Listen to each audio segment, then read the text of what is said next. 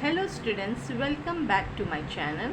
आज मैं आपको हिस्ट्री का lesson number 11 struggle of equality इस बारे में ये चैप्टर में एक्सप्लेन करने वाली हूँ। ये 8th स्टैंडर्ड का history lesson number 11 struggle of for equality. Equality मतलब समानता के लिए कितना मेहनत हमें करना पड़ा, मतलब क्या क्या प्रॉब्लम्स, क्या क्या कठिनाइयों को फेस करना पड़ा, उसके बारे में इस लेसन में एक्सप्लेन किया गया।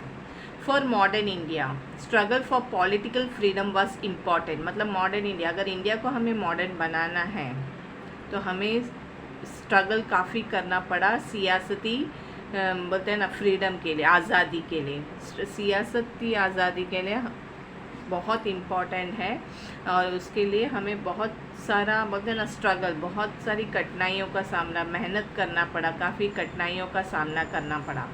Opposition two things like feudalism, social inequality, economic exploitation, ये सब हमें ख़त्म करना था। फ्यूडलिज्म का मतलब क्या है?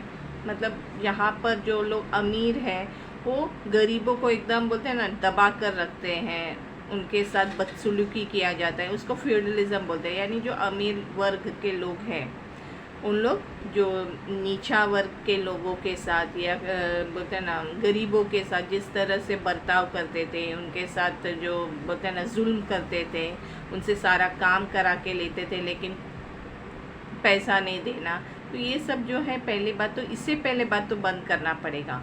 सोशल इनइक्वालिटी बहुत डिफ्रेंशिएट करते थे, बहुत बोलते हैं ना ब्राह्मण्स लोग, क्षत्रिय, उन लोग अपने आप को बहुत बड़ा भगवान बोलते, भगवान के बाद उन लोग ही है ऐसा मानते थे, और जो नीचे के वर्ग के लोगों के साथ बहुत भेदभाव होता था। तो पहले बात तो इसे ख़त्म करना था हमें, इसे इक्वालिटी मतलब सब एक ही जैसा है। इंडिया फ्रीडम होने के बाद सब लोगों को एक ही दर्जा देना वो बहुत ज़रूरी था। इकोनॉमिक एक्सप्लॉयटेशन, इकोनॉमिक एक्सप्लॉयटेशन भी वही, जो पैसे वाले लोग हैं वो लोग गरीबों को पूरी तरह निछोड़ देते थे। तो ये सब हमें पहली चीज़ थी, जो फ्यूडलिज्म, सोशल इनइक्वालिटी और इकोनॉमिक एक्सप्लॉयटेशन जो है वो उसे ख़त्म करना था हमें, पहली बात तो इसे बंद करना था। प्रिंसिपल ऑफ इक्वालिटी बहुत इम्पॉर्टेंट था। एक राष्ट्र को या एक देश को अगर हमें आगे लेके जाना है तो सबको समानता देना पड़ेगा। मतलब चाहे हो कौन से भी धर्म से हो, कोई भी जाति से हो, कोई भी वर्ग से हो, लेकिन सबको एक जैसा बोलते हैं ना उनके साथ बर्ताव करना होगा, उनके साथ पेश आना होगा, उनको समानता देनी होगी, तो वो बहुत ज़रूरी थे।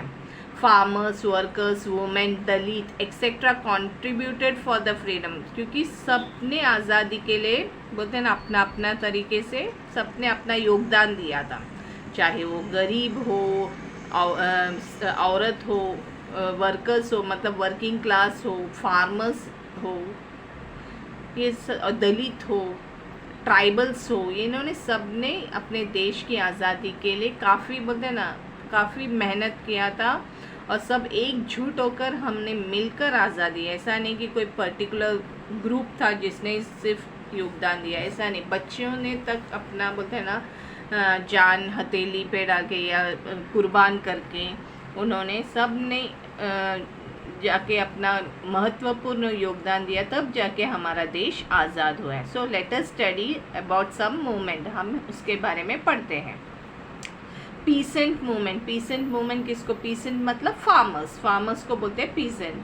तो क्या हुआ, Indian farmers suffer due to ill effects to British. हमने पहले के लेसन में पढ़े हैं ना, तो ब्रिटिशर्स कैसे टैक्स कलेक्ट करते थे, भले बोलते ना ये हुआ हो, बाढ़ आया हो या सूखे के वजह से खेती न कर पाया हो, तो भी उनके हाथ से टैक्स लिया जाता था। तो बहुत सारा ये था प्रॉब्लम्स था जो इंडियन फार्मर्स ने बोलते ना सामना किया था उनको। ये फिर they protected the landlords and money lenders, money lenders और जो लैंडलॉर्ड जो पैसे वाले लोग हैं उनको प्रोटेक्ट करते थे, और जो गरीब बेचारे हैं उनको हमेशा बोलते हैं ना बहुत जुल्म झेलना पड़ा है। पीसेंट्स इन बंगाल फॉर्म्ड यूनियन, तब क्या किया, ये जो फार्मर्स हैं उन्होंने बंगाल का एक यूनियन बनाया, एक ग्रुप बनाया, और revolted against compulsion of cultivating Indigo, क्योंकि इंडिगो कल्टिवेट करने की वजह से क्या होता, ब्रिटिशर्स फोर्स करते थे इंडिगो ही तुम करो कि इंडिगो ही अपने खेती में उसको ही उगाओ, ताकि उनको उससे काफ़ी फ़ायदा होता था, उनको काफ़ी उससे बोलते हैं ना उनके लिए वो फ़ायदेमंद था। तो उन लोग वही बोलते थे कि इंडिगो ग्रो करने के लिए, लेकिन वो पीसेस बंगाल के जो फार्मर्स थे उन्होंने उसका अगेंस्ट रिवोल्ट किया। Bad condition of the peasant was brought to the notice by the play Nil Darpan. Nil दर्पण बोल के एक छोटा सा नाटक रखा गया, उसमें उन्होंने जो भी राइटर है उन्होंने जो हमारे देश के फार्मर्स के क्या कंडीशन है उसको दर्शाया है, मतलब कौन से इससे प्ले से नील दर्पण। In 1875, farmers from Maharashtra rose revolt against atrocities of the landlords and money lenders। जो लैंडलॉर्ड है, जो ज़मींदार है और जो मनी लेंडर है, जो पैसा ब्याज में देते हैं, उन लोगों ने बहुत बोलते हैं ना फार्मर्स को, मतलब जो किसान है उनको बहुत परेशान करके रखा था। तो बोलते हैं ना कोई भी चीज़ को हम सहने का एक लिमिट होता है, वो हो जाए, वो ख़त्म, जब बर्दाश्त के बाहर हो जाते तो हम लोग अपना गुस्सा दिखाने चालू कर दे। तो महाराष्ट्र में भी 1875 में फार्मर्स लोग जो है वो लोग ब्रिटिशर्स के अगेंस्ट तो थे ही, लेकिन लैंडलॉर्ड्स और मनी लेंडर्स कौन थे, वो लोग तो इंडियंस ही थे, उनके खिलाफ भी उन लोग बगावत करने उतर गए। Farmers in UP formed Kisan Sabha in 1918 under the leadership of बामा रामचंद्र। तो एक एक जगह पे हर एक स्टेट में वैसा होने लगा, मतलब सब फार्मर्स लोग रिवोल्ट करने लगे, मतलब वो लोग बोलते हैं ना जंग नहीं बोल सकते, वो लोग एक गुस्से में आके वो लोग ने जो लैंडलॉर्ड्स है यानी जो ज़मींदार है और जो कर्जे में पैसा देता है ना, कर्जा बोल के, उनके खिलाफ वो लोग आंदोलन चालू किया। मापला पीसेंस रोज रिवॉल्ट इन केरला में भी मापला पीसेंस है, उन लोग ने, पीसेंस मतलब farmers, but British government crushed it down. लेकिन ब्रिटिशर्स के पास काफ़ी ताकत था, उनके पास काफ़ी बोलते हैं ना, तो उन्होंने उसको दबा दिया। जो रिवॉल्ट कर रहे थे, जो जुलूस निकाल रहे थे फार्मर्स लोग, जो जुलूस निकाल रहे थे, जो बगावत पे उन लोग उतर आए थे, उसको सब उन्होंने ख़त्म किया। इन 1936 with the initiative of professor NG रांगा अखिल भारतीय किसान सभा वाज एस्टेब्लिश्ड। मतलब किसके अंडर में, NG रंगा के अखिल भारतीय किसान सभा वो फॉर्म किया। स्वामी शाहजानंदा सरस्वती वाज द प्रेसिडेंट। कौन था किसान सभा का, अखिल भारतीय किसान सभा का प्रेसिडेंट कौन था? स्वामी शाहजानंदा सरस्वती, ये थे प्रेसिडेंट। दिस सभा presented a declaration of peasants' right to the Indian National Congress, which was held in rural part of Faizpur in Maharashtra. Thousands of peasants attended this session। उन्होंने एक बोलते हैं ना, एक डिक्लेरेशन बोलेगा तो एक बोलेगा उनके इसमें उनके बोलते हैं उनके लिए, जो जिसके वजह से फार्मर्स लोग अच्छा हो सकता है, उनके फ़ायदे के हिसाब से एक डिक्लेरेशन दिया गया किसको, इंडियन नेशनल कांग्रेस को। और ये किधर हुआ था? फैज़पुर महाराष्ट्र में। और बहुत सारे फार्मर्स ने इस मीटिंग को अटेंड किया था। सेशन बोलेगा तो एक मीटिंग टाइप रखा था। अब हम थोड़ा साने गुरुजी कौन है उसके बारे में पढ़ेंगे। He was the president of mill worker. वो मिल वर्कर जो है, जहाँ पे मिल मालूम है ना, जहाँ पे कपड़ा सब उनकी बुनाई होती है, वहाँ के जो प्रेसिडेंट थे कौन? Sane Guruji. Union of Amalner. He went on fast unto death to open doors of Vitthal temple at Pandharpur for Dalits. अभी को पहले के ज़माने में क्या होता था, ये जो मंदिरों में सब है ना, नीचे वर्ग के लोगों को, जो लो कास्ट है या OBC में आता है, शेड्यूल कास्ट होता है, शेड्यूल ट्राइब्स होता है, उनको सब एंटर करने ही नहीं देते थे। मतलब उनका मानना था ब्राह्मणों का कि ये हमारा मंदिर है और यहाँ पे दूसरे वर्ग के लोग नहीं आएंगे।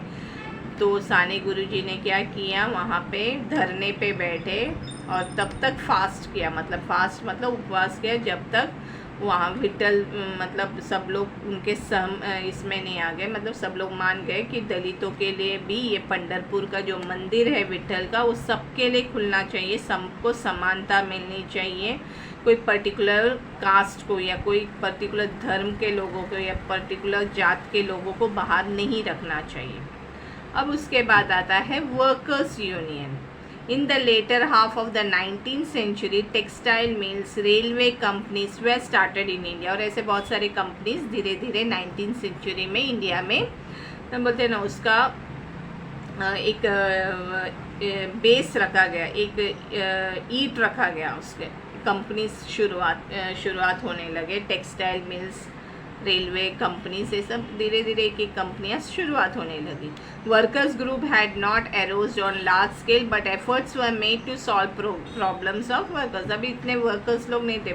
मैंने ये भी सुना है कि लोग काम को नहीं जाते थे तो लोगों को बोलते ना रास्ते से पकड़ कर लेके जाते थे कि चलो आओ कंपनी में काम करो करके, मतलब ऐसा। और आज के टाइम ऐसा है कि हम लोग इतने पढ़े लिखे होने के बावजूद भी बोलते हैं ना दर दर के टोकरे खाने के बाद भी हमें जॉब नहीं मिलता। लेकिन पहले ऐसा नहीं था, बोलते हैं ना रास्ते से लोग, मैंने ऐसा सुना है बहुत सारे लोगों से कि हमको तो रास्ते से लेके पकड़ के लेके जाते थे और कंपनियों में मतलब वहाँ पे मशीन सब होता था ना, उसमें सिखाते थे कि कैसे करना है करके। तो वर्कर्स का वैसा ये था। Shashipada Banerjee and Narayan Meghaji Lokhande organise the workers at local level. मतलब ये लोग ऑर्गेनाइज करते थे, लोग बुला के लेके आते थे वर्कर्स को, अरे आओ तुम लोग काम करो करके। तो Lokhande's contribution to working class was so valuable, मतलब उन्होंने काफ़ी अपना योगदान दिया। कंट्रीब्यूशन मतलब योगदान दिया, और बहुत योगदान, मतलब लोगों को लेके आना, उनको मनाना पड़ता था। बोलते हैं ना पहले स्कूल्स में भी लोग जानते नहीं थे तो लोगों को घर घर जाकर बुलाकर लेके आते थे कि भाई बच्चों को स्कूल में डालो, उनको पढ़ाओ। हम ज्योतिराव फूले के बारे में और उनकी पत्नी के बारे में उन्होंने सब घर घर जाकर बुलाते थे बच्चों को, और बोलते हैं ना पेरेंट्स को कन्विंस करते थे, माता पिता को कन्विंस करना, उनको ज़रा विश्वास दिलाने में भी बहुत उन्होंने मेहनत की ताकि बच्चे आगे पढ़े। तो इनका भी लोखंडे का भी बहुत इम्पॉर्टेंट योगदान था। So valuable that he is described, इसलिए उनको father of Indian workers movement का वो बोलते हैं ना उनको ताज मिला, उनको वो शौर्यत दिया गया है। He is the father of Indian workers movement. कौन? Lokhande, Narayan Meghaji Lokhande. He was from Kanesar near Saswad in Pune. कहाँ के थे वो? पुणे के रहने वाले थे। He formed Bombay mill hands association in 1890। Due to his effort from 10 June 1890 the workers started getting weekly holidays on Sunday. पहले ऐसा कोई संडे को छुट्टी ऐसा नहीं था, लेकिन उन्होंने बोलते ना लोगों को ये दिया, भरोसा दिया कि बाबा तुम उनको जो लोग काम के लिए आते हैं उनको आप हफ्ते में एक दिन छुट्टी तो दीजिए ताकि उन लोग उस दिन आराम कर सके। तो उनका एफर्ट के वजह से, मतलब उनके योगदान के वजह से ही वर्कर्स को संडे को एक वीकली हॉलीडे मिलने लगा। तो ये था हमें ये स्ट्रगल ऑफ इक्वालिटी का लेसन, काफ़ी बड़ा लेसन है। तो इसका बाकी का जो पार्ट है मैं आपको नेक्स्ट वीडियो में एक्सप्लेन करूँगी।